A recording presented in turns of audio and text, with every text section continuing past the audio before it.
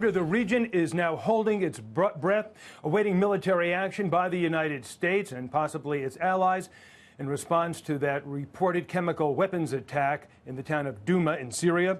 The Russian military now says the Syrian regime is now in full control of the previously held rebel town where the alleged attack took place.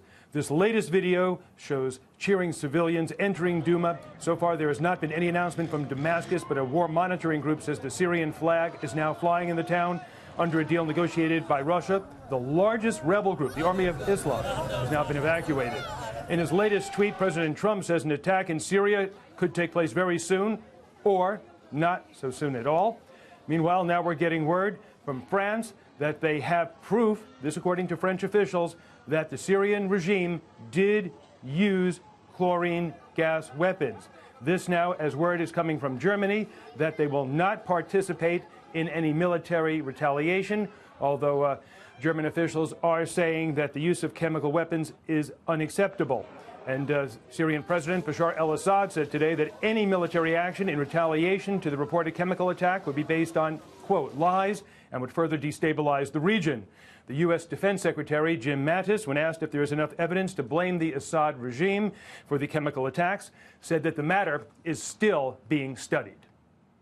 Have you seen enough evidence that to blame the Assad regime for this most recent chemical attack? Have you seen evidence confident to make that assessment? We're still assessing the intelligence ourselves and our allies. We're still working on this. Is the U.S. military ready right now to conduct a retaliatory strike if ordered?